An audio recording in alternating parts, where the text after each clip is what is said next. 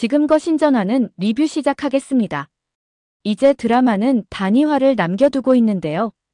희주가 실종된 상황에서 어떻게 스토리 전개가 이어질지 무척이나 기대가 됩니다. 이 드라마는 유연석의 재발견이라 해도 과언이 아닐 정도로 엄청난 연기를 보여줬는데요. 화면 장악력은 물론 뛰어난 딕션에 눈빛과 표정 연기가 일품이었죠. 게다가 매 장면 하나하나 엄청난 몰입력을 보여줬는데요.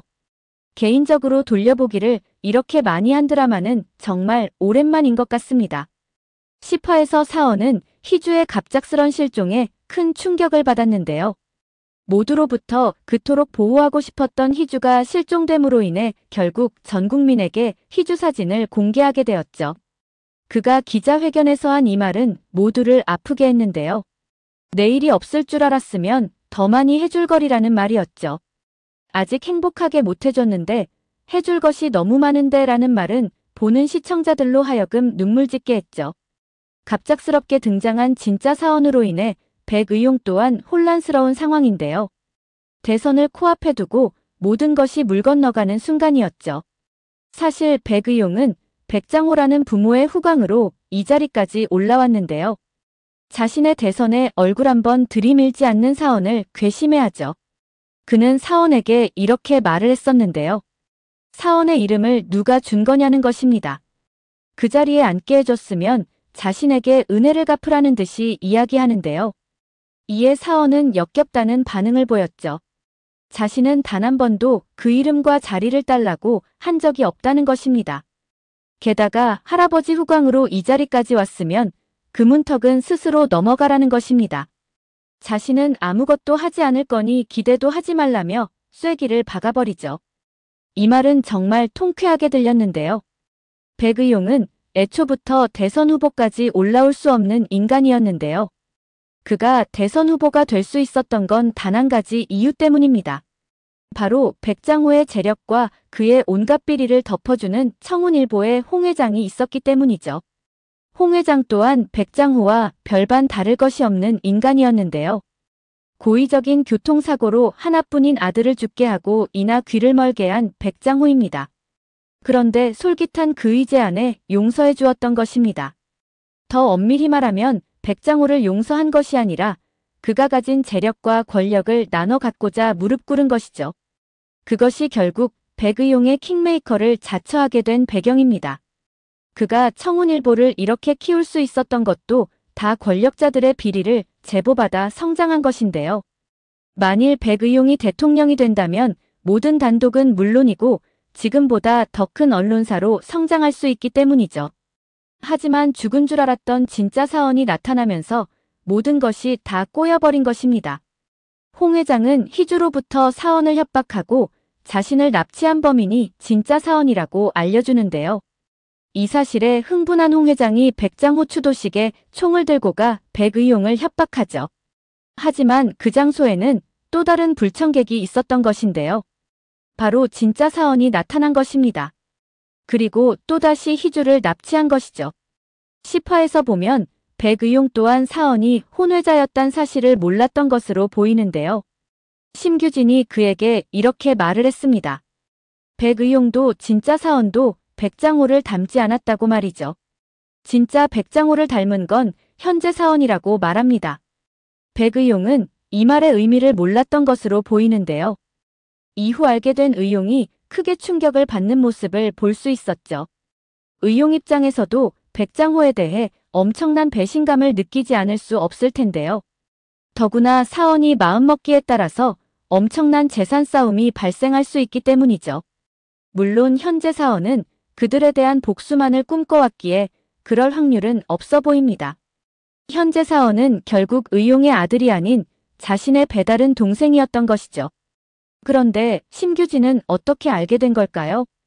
백의용이 몰랐던 것으로 보아 백장호가 말을 하지는 않았을 것으로 보이는데요.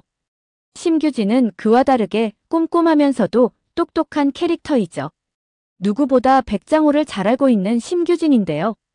그가 생각하는 백장호는 아무리 손자 자리가 비었다 해도 아무나 그 자리에 앉히지는 않는다는 것이죠. 그래서 유전자 검사를 한 것이 아닐까 생각됩니다. 어쩌면 그가 현재 사원을 경계하고 싫어한 것도 이러한 이유가 포함되어 있었던 것이 아닐까라는 생각이 드는데요. 심규진은 외형적으로는 백장호의 제사를 손수 차릴 정도로 그를 좋아하는 것으로 보였는데요.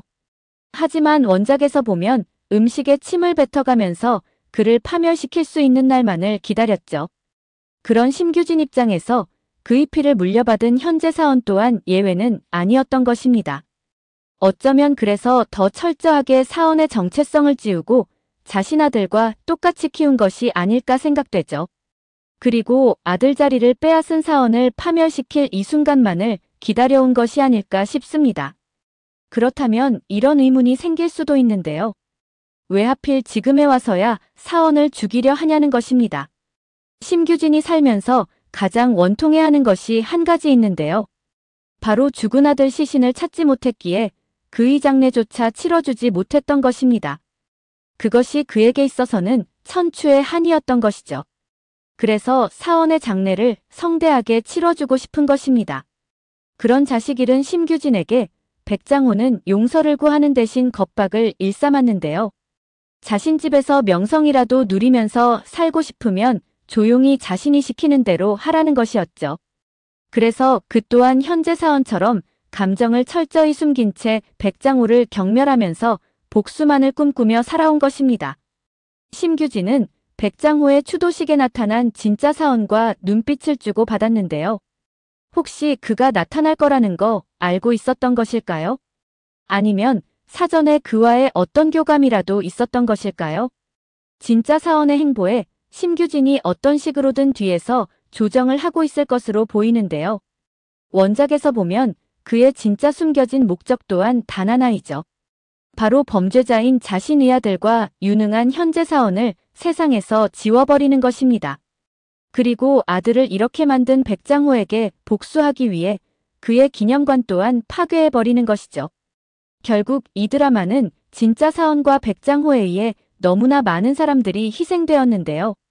현재 사원과 박도재는 자신의 인생을 포기하고 남은 인생을 복수만을 꿈꾸며 살았죠. 희주 또한 같은 상황인데요. 사원의 부인이라는 이유로 많은 희생을 치르고 있죠. 그에게 있어 가장 소중한 사람이라는 이유로 여러 번이나 납치와 죽을 고비를 넘겼습니다. 그리고 마지막까지 또다시 납치당한 희주이죠. 11화 예고에서 사원이 들을 수 없는 희주를 향해 던지는 이 말은 정말 많은 생각을 하게 했는데요. 자신이 증오와 복수에 인생을 걸지 말고 너와 하는 사랑과 행복에 내 인생을 걸었다면이라는 말입니다. 즉 내일이 없을 줄 알았더라면 더 많이 해줄 거리라는 말과 통하는 부분이죠. 우리는 어떤 일에 있어 시간이 지났을 때 스스로에게 많은 가정의 질문을 던지곤 하는데요. 하지만 이미 버스가 떠난 후라 무의미한 질문일 뿐입니다.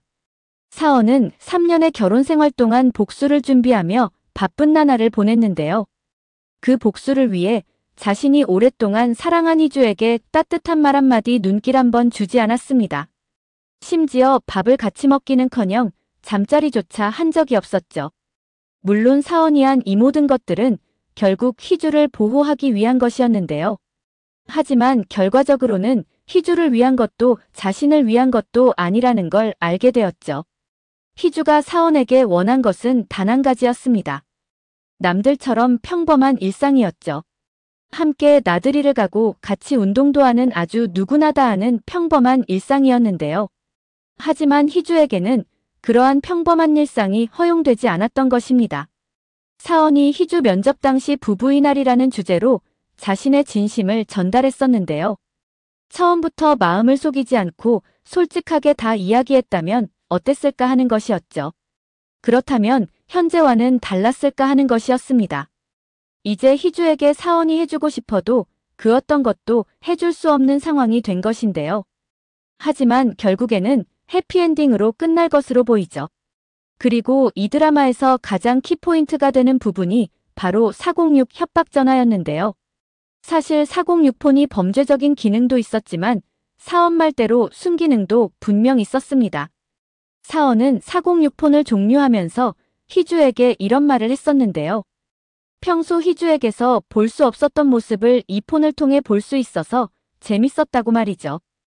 아마도 이 멘트가 추후에 새로운 폰이 등장할 것임을 암시한 말이 아니었을까 싶습니다. 실제로 원작에서 675 폰으로 사원이 희주에게 전화를 걸어왔는데요. 사원이 죽은 줄 알았던 희주가 그가 살아있다는 것을 알게 되는 계기가 되었죠. 이 드라마에서는 희주가 675 폰으로 사원에게 전화를 걸게 될 것으로 보이는데요. 쇼인 도부부를 탈피하게 해준 것이 406 폰이죠. 675 폰으로 새로운 인생이 막을 열어가는 것이 아닐까 생각됩니다. 그 폰을 통해 희주 위치를 알게 된 사원이 그를 찾아가게 될 텐데요.